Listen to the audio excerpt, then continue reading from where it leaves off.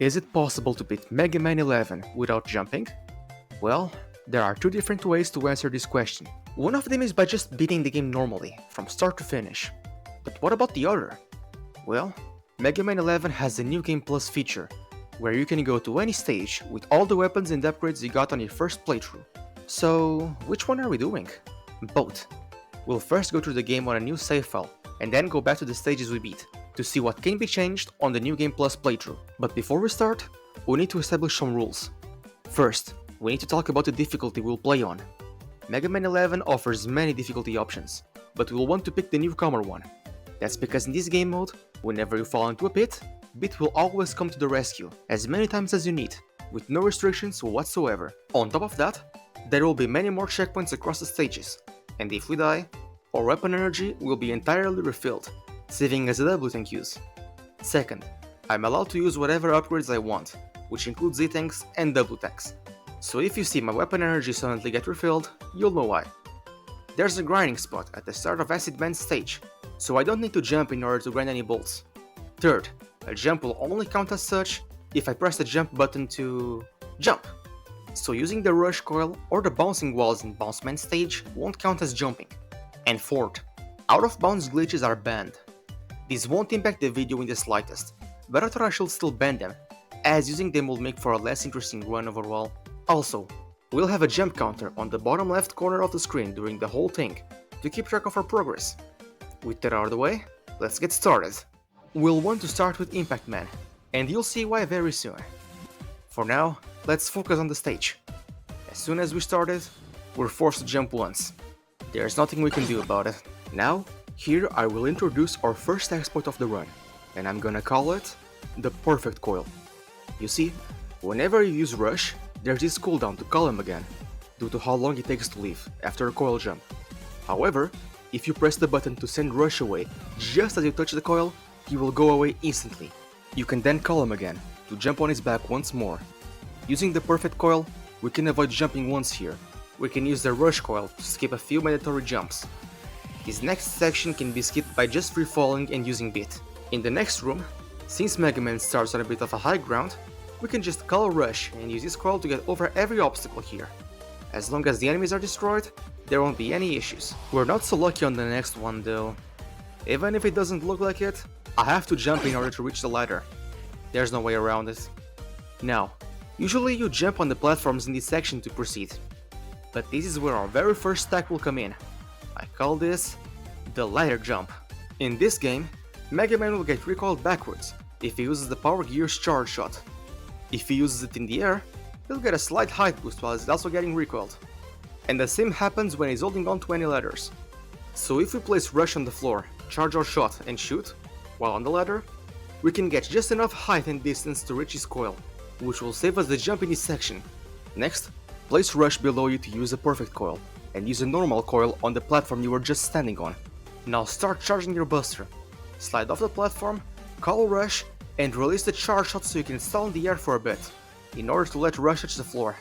Place Rush on the floor, start charging your shot, fall off the platform and shoot, in order to get recoiled to Rush's back, allowing us to reach the ladder. But yeah, we also have to jump here. In this screen, we can just use the Perfect Coil to get to the other side, onto the next room.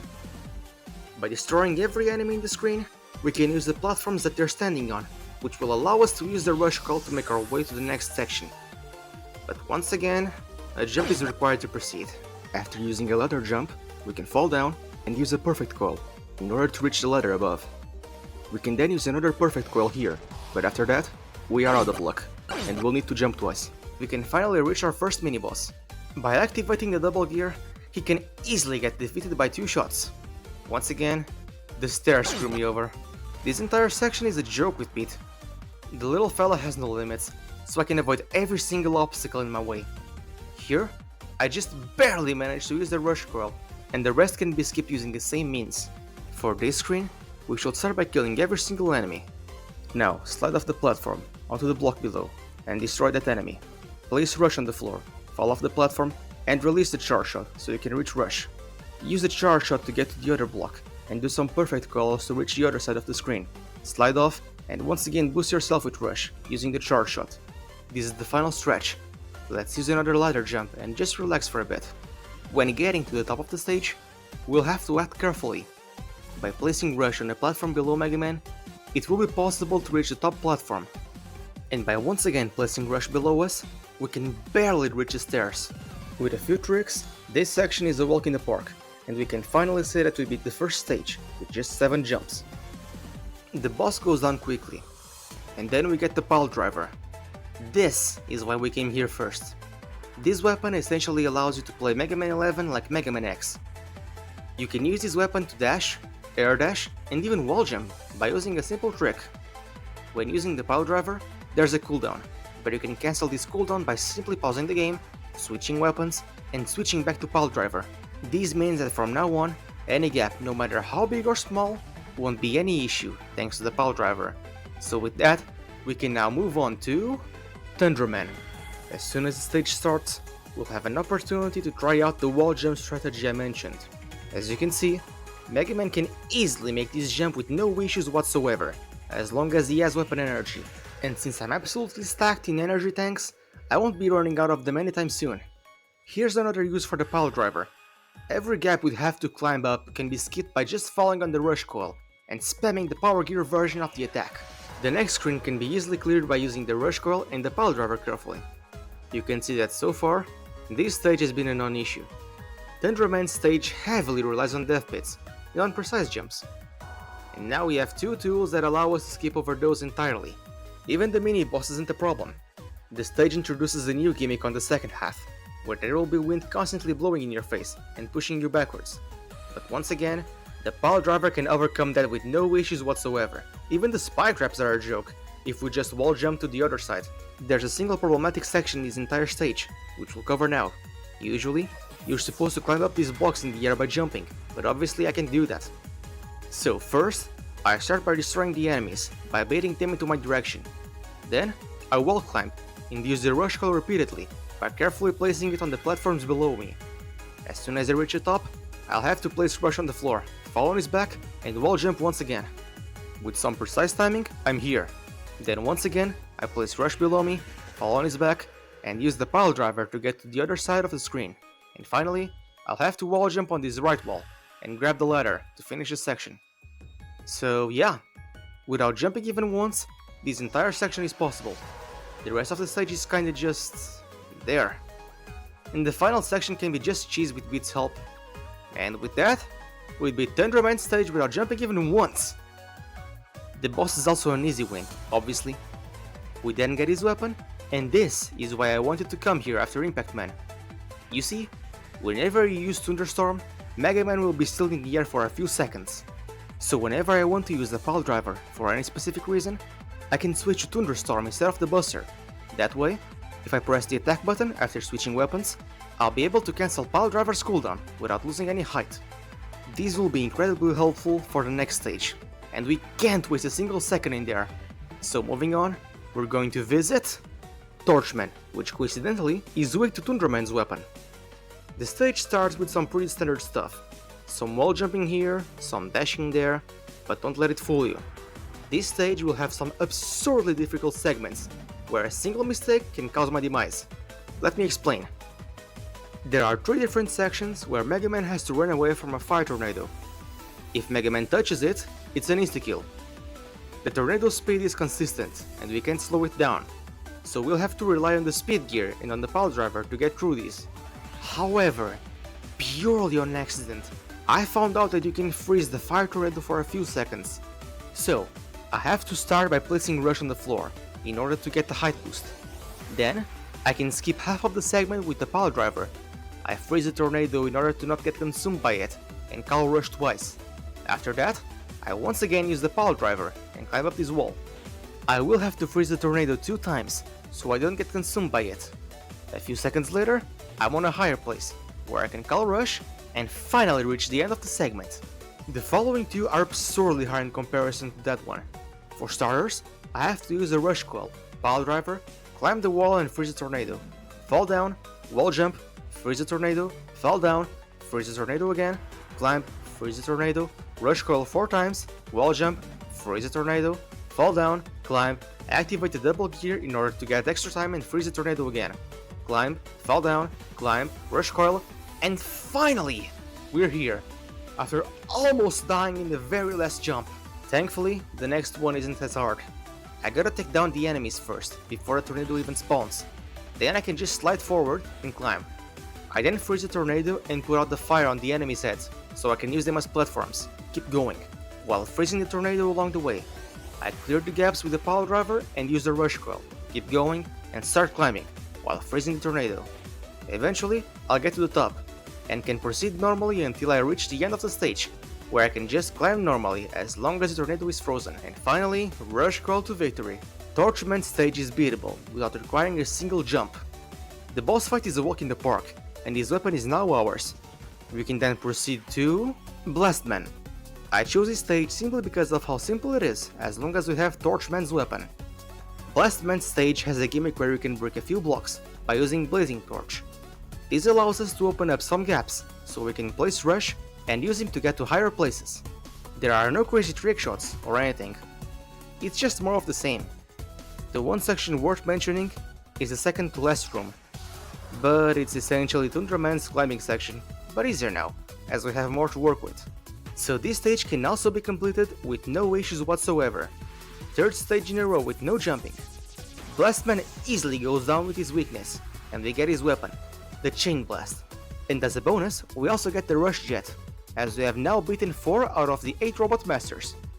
Both of these are very situational, but they'll come in handy very soon. Let's move on to our next target, Blockman. It's pretty weird to go after him so late in the game. Usually, he's the first one I take down. Anyway, his stage, just like Blastman's, starts pretty easy. It's more of the same. Just some rush calls and pile drivers here and there. Nothing worth writing home about. That being said, the difficulty escalates considerably after the first mini-boss. On the second half of the stage, you'll be forced to deal with falling blocks and walls. The walls can be blown up by using the Chain Blast, but you can do the same for the blocks. We'll have to deal with climbing up this entire section, by only using the pile driver. Thankfully, we can slow down the blocks by using the speed gear, and can use them to climb up, even while they're falling. Both of these types of sections can be cleared with some effort. The rest of the stage can be cleared by just using Beat and the pile driver, finally getting us to the boss, with once again, no jumps. For Blockman's fight, you'll want to use Blazing Torch for his second phase, so you can reach his chest. Otherwise, use his weakness, and he goes down. We'll get his weapon, but it won't help us at all on this challenge. So get ready for Acid Man, because things are about to get serious here. You see, this stage has a unique gimmick with the acid. The enemies you're seeing right now will shoot acid balls at the liquid below Mega Man. If they touch it, the liquid will change colors. If, perchance, the liquid becomes green, it's over. It means that we won't be able to touch it without taking damage, and that includes Rush. Just like with Spikes, if you call him, he'll just leave. This stage also has multiple underwater sections, and this is where most of our problems will come from. This segment is infested with spikes. Like, this is the first section, and I'm already having trouble. Take a look. There's nowhere I can place Rush, and the wall is filled with spikes. So is it over? Do I have to jump? Well, nope. Because by using the Rush Jet on the very edge of the ladder, and walking off of it, we can just barely reach Rush. The reason why we get a slight height boost is because of the water current. It's pulling us up as soon as we leave the ladder, and that slight height boost is just what we need to get to Rush. For a while, we won't have any issues at all with the stage. For the underwater sections, you can mostly just cheese them by using the pile driver as soon as possible, since you won't lose any height because of the gravity. This stage is very linear most of the time, so we don't actually need to do anything too complicated. However, there's once again a difficulty spike near the end of the stage. This is the final stretch before the boss fight. We'll have to reach the top again by using the pile driver. The water current is on our side, so it's fine. What comes next is the real hard part. So here's what you're supposed to do on a normal playthrough. You are supposed to jump over the wall and make your way to the corridor of spikes by precisely jumping between them. But how are we supposed to do that without jumping? I genuinely thought it was impossible. We can climb the wall just fine. The problem is what comes after. But against all the odds, I managed to come up with something. We'll start by falling off this platform with a pile driver. Once again, I have to use the pile driver midair after cancelling its cooldown, and I can go head first into the third spike. On a superficial level, it seems like I'm stuck here, right? But check this out. By calling Rush and falling off the platform, we can fall on top of Rush's back, and go up using the rush jet. Quickly switch to the pile driver again and fall on the upper line of spikes. With that, we have overcome the spike section. All that's left to do is to climb on the pipe and fall inside of it. And with that, we are at the boss's door, once again without jumping a single time. Acid Man goes down easily and we get his weapon. Just like Blockman's, his won't have any use on the run. So moving on, we'll take on Bounce Man. This stage has a pretty fun gimmick with momentum. Let me show you. If you just stand on the platforms, nothing will happen. But if you jump on them, you'll get some height. The height won't change or decrease until you jump from a higher or lower place. The goal in these sections is to climb up the tower and jump down in order to get the maximum possible height, and move on to the next section. However, we obviously can jump here, so we'll have to rely on the pile driver and on the rush coil once again. When we finally make it to the top, instead of jumping down, we just have to let go and fall from a wall jump. This way, we can achieve the same result with no sacrifices whatsoever. Thankfully, the next few rooms are a walk in the park, which is ironic, because you would think that Bounce Man would force you to jump here and there. The mini-boss goes out with no issues, and we even get another beat section. It's not until the very end of the stage that we are faced with the real challenge once again. Pay attention now. We'll have to use beat to reach these bouncing balls. Then, we'll have to destroy these enemies that pop up whenever you get close to them. We must activate the speed gear, because these guys will respawn after a few seconds. So after getting to the stairs, we call rush and fly to the left wall of the screen and start wall jumping until we can get some height to reach the platform in the air and then the bouncing ball. With that, this room is clear. And finally, after falling down on another of these platforms and grabbing the ladder, the stage comes to an end. Once again, with no jumps. Bounce Man goes down in just a few seconds, and he gives us one of the most important weapons in this game, the bounce ball. You will see why, because now it's time to go after the final robot master, Fuse Man. Right from the start, his stage is giving me trouble. Fuse Man's stage has these electric lasers that can be destroyed.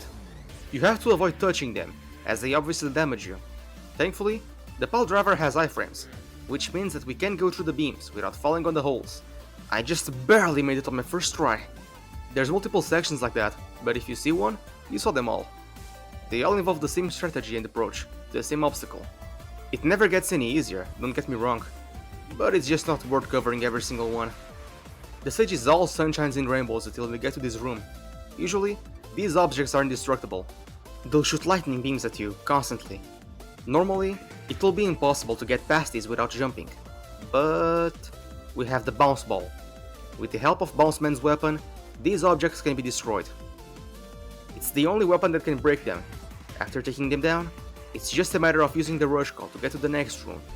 On this next section, we'll have to place a coil on the floor and quickly switch to the pile driver in order to reach the higher platform.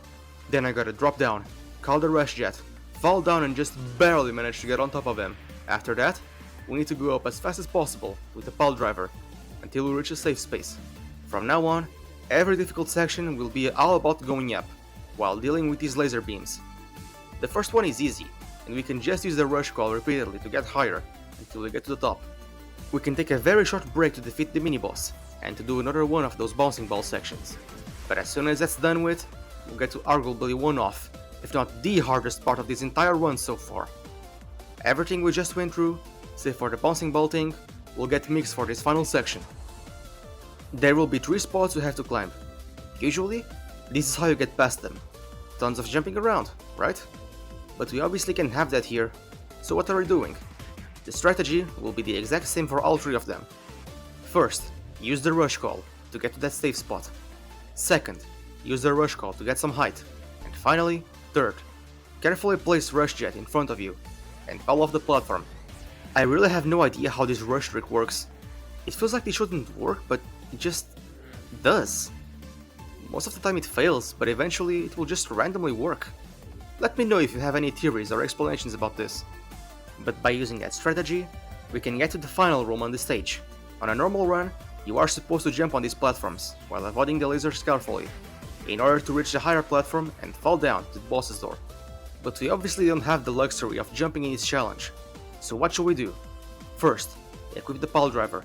Then, wait until just the right time to start climbing the wall. When you're halfway through the wall, go to the platform on your left. With a very precise and careful timing, call the rush coil, and use the pile driver again to reach the other platform. And finally, wait until the right time for it, and start climbing the rest of the wall, until you can get over it, and finally get to the boss door. With that, that's another stage that can be done without jumping even once. Fuseman goes down easily, and we get his weapon. And there! All the Robot Masters have been defeated. We can now proceed to the endgame, where we'll go after Dr. Wily. Thankfully, this entire stage is a walk in the park. There's nothing that gave me actual trouble. See, the whole level design is very linear and straightforward. Beat can also carry us through the insta-death pits like it's nothing. There are two different invisible block sections, but both of them can be cheesed with Rush's help. There's also no mini-boss or anything like that. Like, don't get me wrong, the stage isn't bad in any way, shape or form, but it's pretty easy for this specific challenge. The one section that could have been difficult can also be cheesed with Beat. It's another one of those climbing sections. Beat can take us very high, and we just gotta use the pile driver after that. In a blink of an eye, we're already at the first Wily boss, Yellow Devil Mark III. He only takes damage in his eye, but since we have multiple weapons that can reach him, we can beat him easily, as long as there are enough E-tanks to tank all the damage he will deal. That's one of Wily's stage down. On to the next one. This is the last proper stage of the entire game. There are two more after this, but they have no platforming sequences that will require any jumps. So this is essentially the last stretch of the run. Let's go. Remember those tornado parts from Torchman's stage? They're back here, but harder. Kinda. This time, there's no way to freeze the thing chasing you, as it's a machine, not a fire tornado. So we will just have to make a run for it. These sections are shorter and have less difficult platforming sections. The one difficult aspect about them is that we can't stop or slow down the machine. They also won't stop until they reach the other side of the screen, so even if you're already at the very end, you can still get caught by it. There is very little room for error. You also can't climb at the machines, using the pile driver, like you could on the Frozen Tornadoes. There's two of these in total. This stage is pretty short, so there's not much to say about it. Until now. What you're about to see was the hardest part of the run. Take a look. This is the final section in this stage. There will be multiple machines chasing you, and you will have to make your way to the top of the room quickly, by jumping around from block to block. These machines are really fast. I spent hours trying to find a way to actually get past this room without jumping, and failed over, and over, and over again. Until I figured something out. There's one trick I haven't shown you yet. I call it the Mega Coil Jump. Like we established, Rush Coil has a cooldown after you use it, but there's another way to cancel that cooldown. By switching to a boss weapon after jumping on Rush's back, and switching back to Rush again, he'll reappear.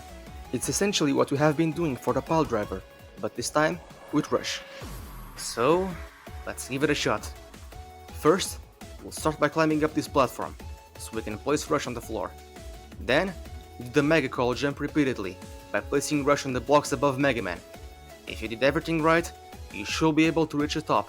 This was incredibly hard to pull off. When that's done, we can take down the second boss in Wily's Fortress, and proceed to the third stage. This is a boss rush stage, so there's absolutely nothing worth mentioning here. Just destroy every Robot Master again to proceed to the final stage in the game, where we'll finally face off against Dr. Wily.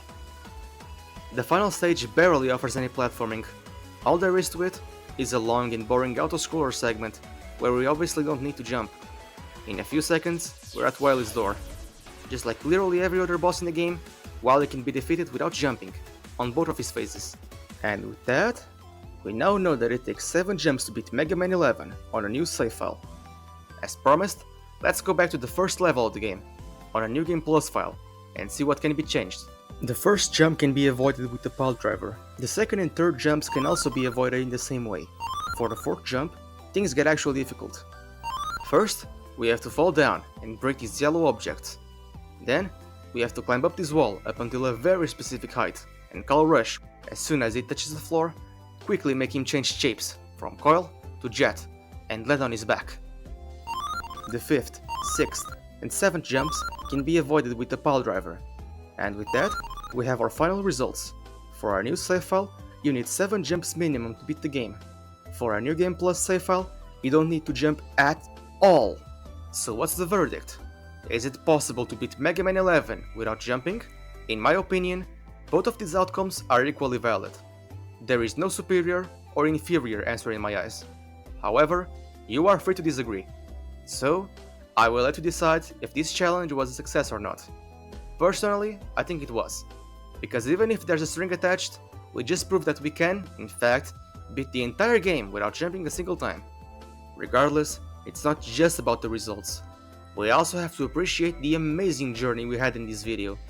We used so many exploits, tricks, shortcuts, and much more in order to make these results be possible in the first place. I'm very proud of how this turned out in the end. And hey, if you enjoyed the video, consider subscribing. You might want to stick around for the next video, where I'll do a challenge similar to this for Shadow the Hedgehog. I'm looking forward to seeing you there again, when the time comes. Also, I plan on covering many more Mega Man games in the future, with similar twists such as this. You might also want to check out my previous video, where I beat Devil May Cry with no upgrades.